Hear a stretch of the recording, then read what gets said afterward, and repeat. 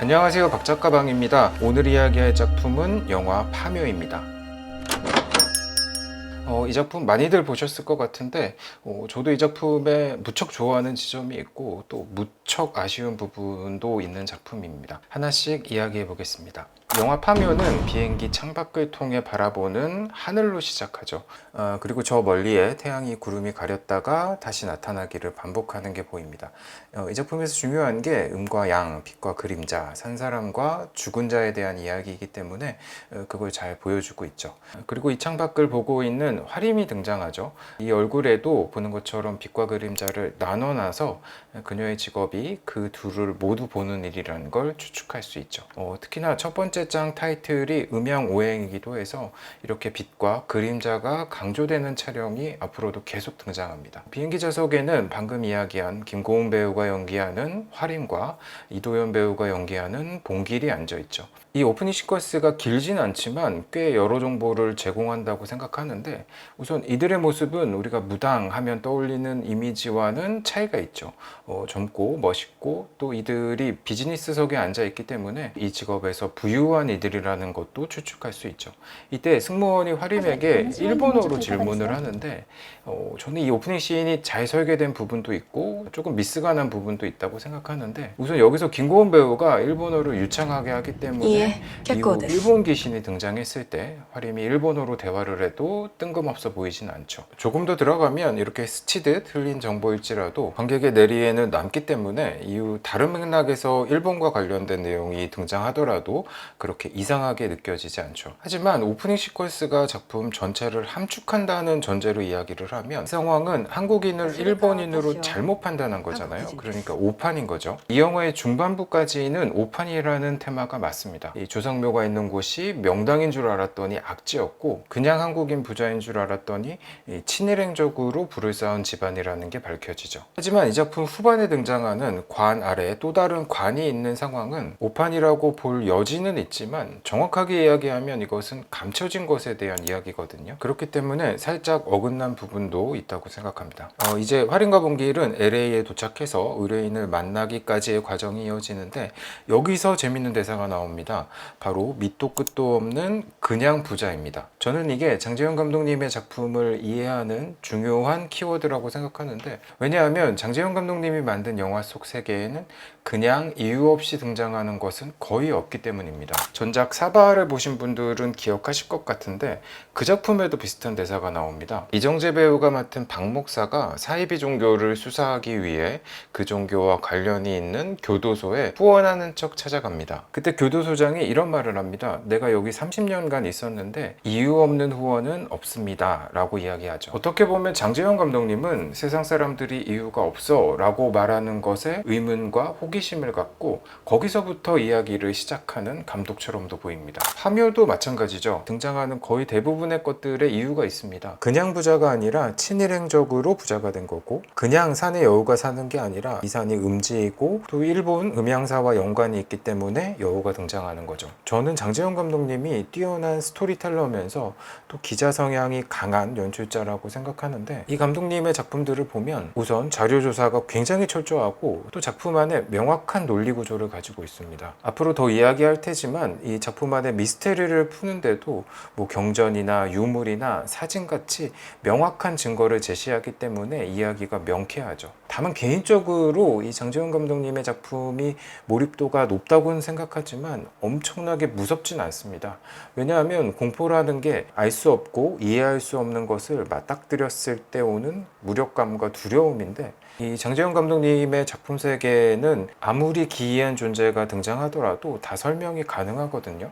파묘도 보면 심지어 귀신이 수직으로 누워있는 이유, 딱 그 시간대에만 나타나는 것에도 이유가 있죠. 이렇게 설명이 가능하면 엄청나게 무섭거나 두려운 존재로 보이진 않죠.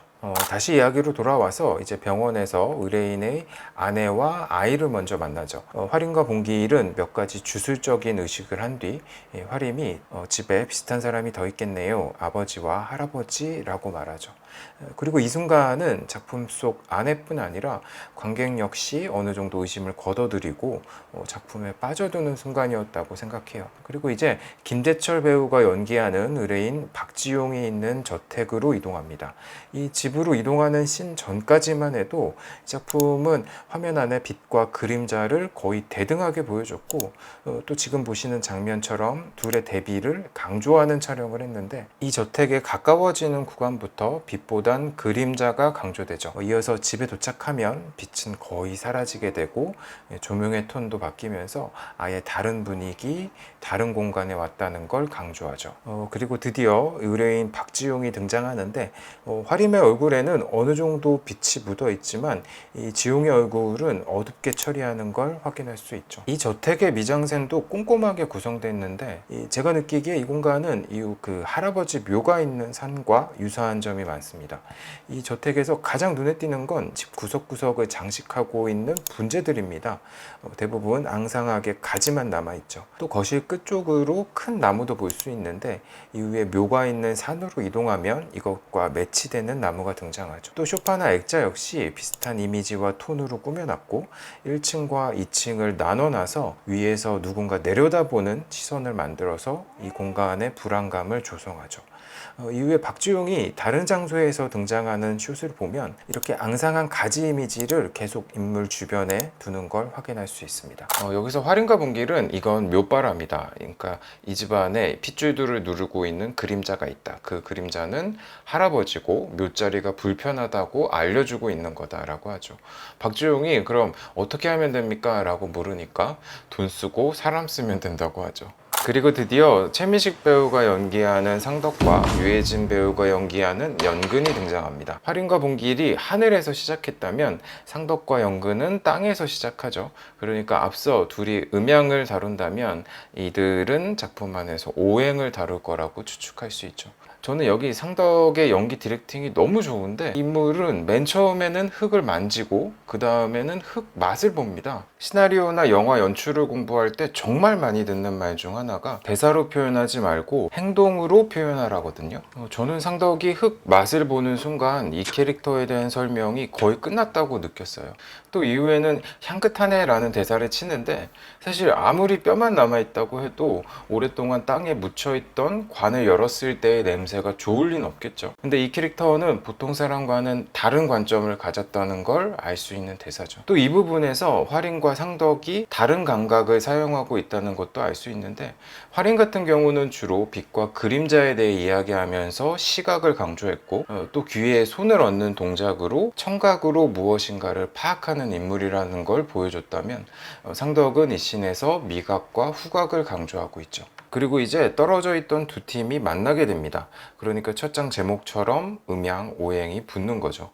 사실 이들은 큰 신뢰를 바탕으로 함께하는 게 아니라 각자 그 분야의 전문가이기도 하고 무엇보다 큰 돈을 벌 수 있어서 모인 걸로 보이죠. 이건 장재현 감독님이 좋아하는 플롯 중 하나 같은데 왜냐하면 전작 사바 역시 박 목사가 처음에는 돈 때문에 사승동산을 파헤치다가 시간이 지나면서 돈이 아닌 다른 의미를 찾는 이 작품과 똑같은 플롯을 사용하거든요. 이제 두 번째 장 이름 없는 묘가 시작됩니다.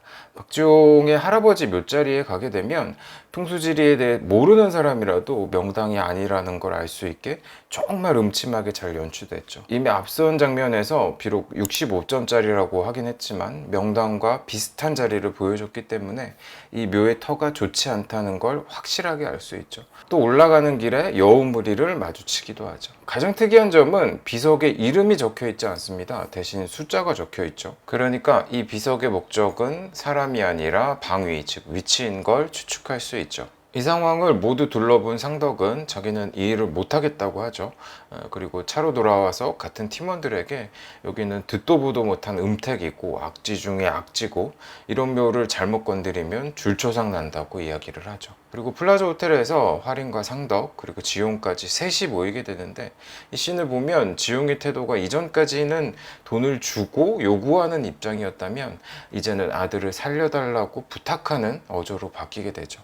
이 배우가 연기를 잘한다고 느낀 게 부탁할 때도 막 손이 떨리고 궁지에 몰린 상황임에도 본인의 품위를 잃지 않습니다. 이 작품에서 호불호가 심하게 갈리는 부분 중 하나가 영화 후반에 최민식 배우가 딸과 후손에 대해 약간 연설처럼 느껴지는 씬일 텐데, 사실 감독님이 아예 빌드업이 없었던 건 아니거든요. 씬을 보면 화림이 아기 사진을 보고 일을 해야겠다 마음을 먹는 듯한 장면도 있고, 상당 역시 결국 아이를 살리려는 마음이 이 결정에 큰 비중을 차지한 걸로 보이죠.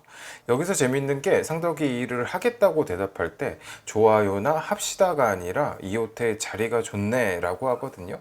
이런 부분이 사소해 보이지만 저는 인상적으로 다가왔는데, 실제로 저희 아버지도 그랬고, 상덕 나이대의 어른들과 대화를 하다 보면 확답 대신에 이런 식으로 돌려 말하거나 빗대어 말하는 경우가 있죠.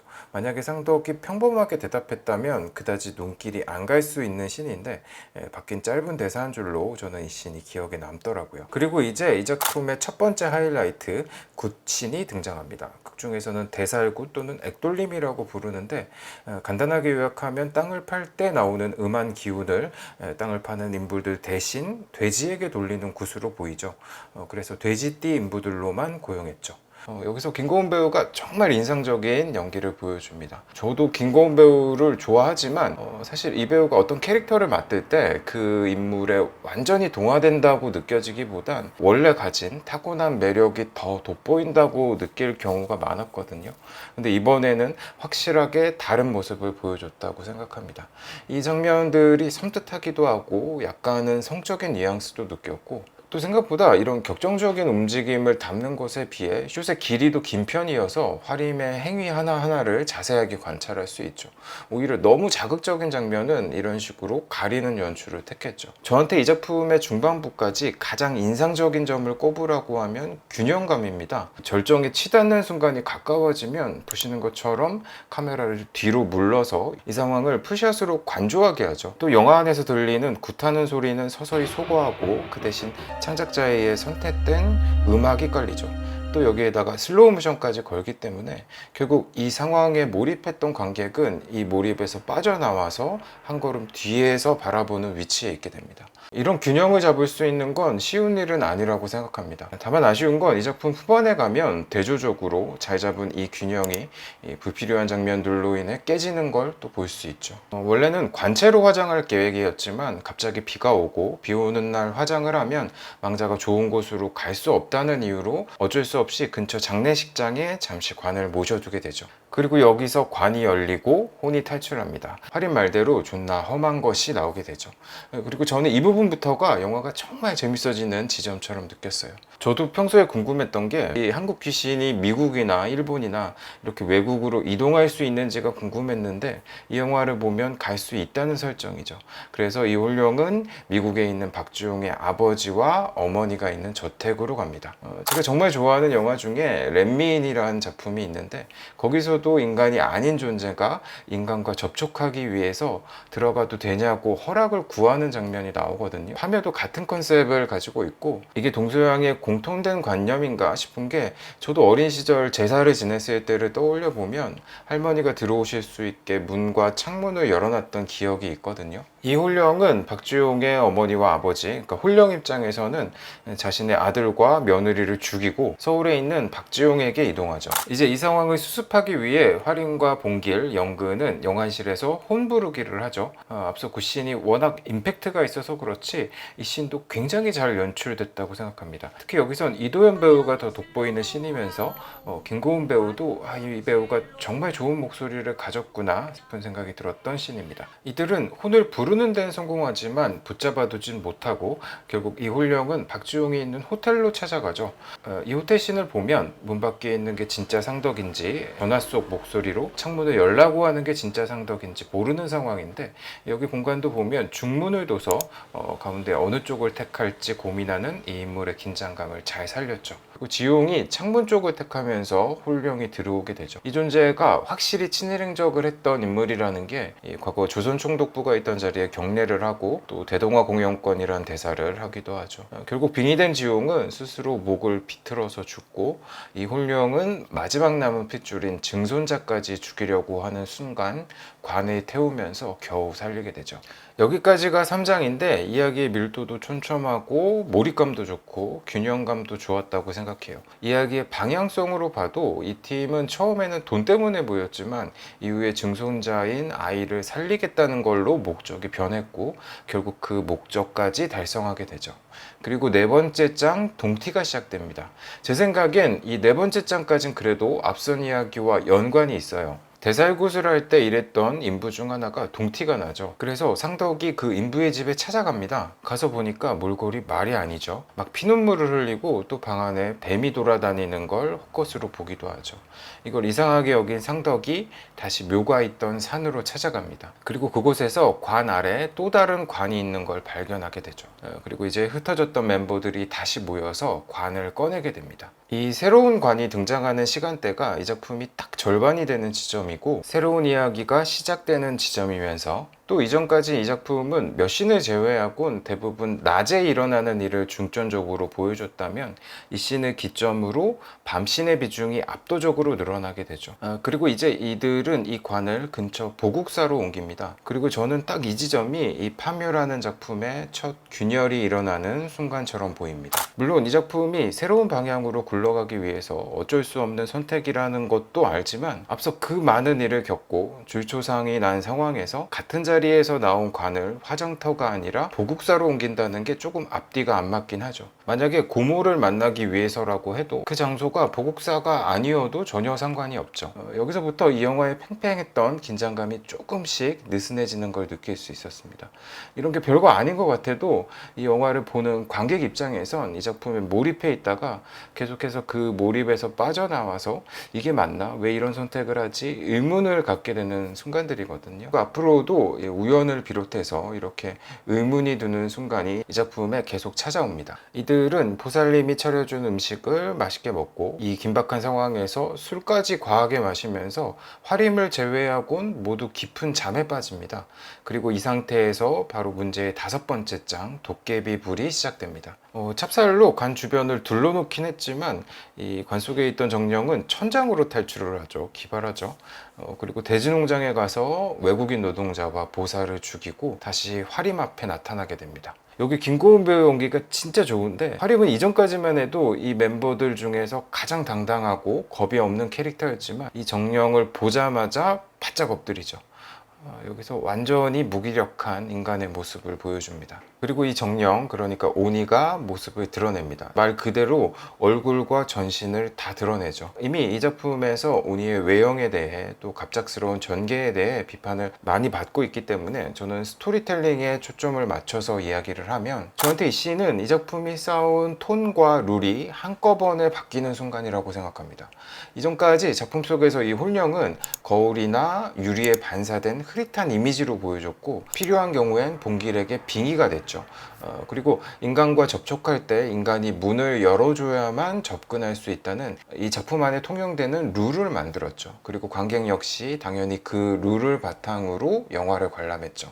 하지만 이 룰은 오니가 등장하고 또 나오자마자 봉길을 비롯해 여러 인간을 무작위로 해치면서 깨지게 됩니다. 그러니까 이건 다른 컨셉의 다른 이야기입니다. 결국 이 오니가 등장하고 나서 이 부분이 더 무섭고 더 재밌는 이야기라 여기는 관객은 이 후반부를 좋게 받아들이겠지만 저처럼 지금까지 잘 싸워온 걸 한 번에 무너뜨린 결과가 이건가 싶은 관객은 실망했겠죠. 또 보는 관점에 따라 다를 수는 있지만 이전까진 이 작품 맨 밑바탕에 깔려 있는 건 특수한 직업과 능력을 가진 인간이 합심해서 홀령과 맞서는 이야기였다고 생각합니다. 이 집단은 서로 다른 세대와 직업과 성별이 뒤섞여서 티격태격하고 서로 뒷말을 하다가도 위기의 순간엔 하나의 목표를 향해 나갑니다. 이 설정은 후반에도 유지가 되지만 이보다 더 밑바탕에 새롭게 깔리게 된 것이 있는데 저는 그게 애국심이라고 생각합니다. 애국심이 나쁘다는 게 절대 아닙니다. 저도 이 영화가 한일전처럼 바뀐 다음엔 무조건 이겨야 하는 싸움으로 받아들였거든요. 하지만 이 싸움엔 제가 선택할 수 있는 게 별로 없습니다. 이전까진 이 홀령과 맞서는 여러 인간과 그들이 했던 다양한 선택에 나를 대입하면서 봤다면 이 작품의 후반은 제 생각엔 답이 정해져 있기 때문에 훨씬 단순하게 느껴집니다. 다시 이야기로 돌아와서 이제 오니는 화림까지 공격하다가 화림 뒤에 있는 승탑을 발견하고 합장을 하고 또 이 순간에 닭이 울죠. 그러니까 곧 해가 뜰 거란 얘기겠죠. 그리고 이때 다이묘는 도깨비 불로 변해서 하늘로 승천합니다. 그러니까 인간의 힘으로 쫓아낸 게 아니라 스스로 돌아간 겁니다. 사실 여기도 갑작스러운 전개긴 하지만 제 생각에 더 문제는 뒤에 있습니다. 이제 잠에서 깬 상덕과 영근이 밖으로 뛰쳐나오고 이 세 명은 도깨비 불에 홀려서 주마등처럼 자신의 과거를 보게 되죠. 이 씬만 놓고 보면 볼거리가 풍부한 게 맞습니다. 저도 도깨비불을 이렇게 시각적으로 구현한 게 멋있다고 느꼈거든요. 하지만 파묘 전체 이야기로 볼 때 이들의 과거 장면은 이 작품이 하고자 하는 이야기와 또 앞으로 나가야 할 방향과는 큰 관련이 없어 보입니다. 굳이 넣는다면 화림의 경우 할머니와 같이 일본에서 무속 활동을 한 적이 있는 걸로 보이죠. 그러니까 초반 대살구신에선 더 보여줄 수 있음에도 한 걸음 뒤로 물러나서 균형을 잡던 연출자가 지금은 너무 가까이 다가가서 혹은 욕심을 내서 이야기의 균형이 무너지고 있는 걸 보여주는 씬이라고 저는 생각합니다. 이제 봉기일은 병원으로 옮겨져 수술을 받고 화림과 상덕은 수술실 앞에서 새롭게 등장한 오니에 대해 이야기를 나누는데, 여기서 상덕은 우연히 병원 벽에 걸려있는 한반도의 척추 백두대간이란 사진을 발견하죠. 그리고 박지용이 빙의됐을 때 했던 말 여우가 범의 허리를 끊었다를 떠올리고 다시 보국사로 출발합니다. 그리고 그 묘를 파려 했던 이들이 도굴꾼이 아니라 새말뚝을 뽑으려 했던 이들이라는 걸 알아내죠. 그러면서 6번째 장이 시작됩니다. 이도현 배우는 나쁜 엄마에서도 침대에 누운 채 몸을 움직이지 못하는 배역을 맡았었는데 이번에도 비슷한 상황을 연기하죠. 그때도 좋았지만 여기선 또 다른 레벨의 연기처럼 느껴질 만큼 멋진 연기를 보여줍니다. 이 배우가 작품 선택하는 걸 보면 이전과는 조금이라도 다른 캐릭터를 고른다는 점도 멋있다고 생각합니다. 그리고 이제 이 병실로 김선영 배우가 연기하는 광심과 김지한 배우가 연기하는 자해가 찾아와서 도깨비 놀이를 시작하죠. 여기 재밌습니다. 연출도 재밌게 했고 이 세 명이 각기 다른 사투리를 쓰는 점도 기발하죠. 근데 새롭게 등장한 이 두 인물 자체가 이 정령을 대적할 만큼 강한 상대가 아닙니다. 한 명은 아직 학생이고 한 명은 임산부니까요.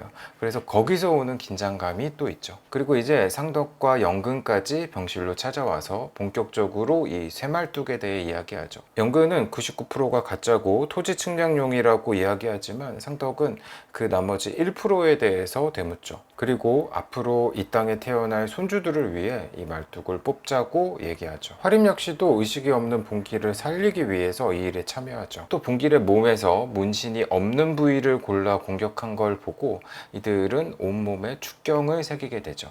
이 후반부에 대해 제가 가진 불호를 떠나서 전 이 숲시인의 이미지가 좋습니다. 당산나무 전체에 연기가 피어나는 장면은 마치 커다란 향로처럼 연출했죠. 하지만 그 안에서 나누는 이야기는 또 아쉬움이 남습니다. 이 작품에서 다이묘의 간이 왜 한국 땅에 있는지는 꽤 중요한 미스테리였는데 이걸 화림이나 다른 주인공이 알아내는 게 아니라 오니 스스로 이야기한다는 게 아쉬운 지점이죠. 오니는 화림을 위협하려 하지만 화림이 모시는 할머니 신이 그녀를 지켜줍니다. 그리고 무덤에서 새말뚝을 찾던 상근과 영근은 결국 아무것도 찾지 못하죠. 이때 오니는 다시 도깨비 불이 돼서 상덕 앞에 나타나고 이 순간 상덕은 이 정령 자체가 새말뚝 역할을 하고 있다는 걸 알아채고 오행으로 도깨비 불의 화 새말뚝의 금의 상극인 말피에 젖은 나무로 공격해서 오니를 죽이죠. 상덕은 이 싸움에서 부상을 입었기 때문에 혼수 상태에 빠졌다가 딸의 결혼식을 생각하며 다시 깨어납니다. 그리고 그 결혼식 날 이들이 다시 모여서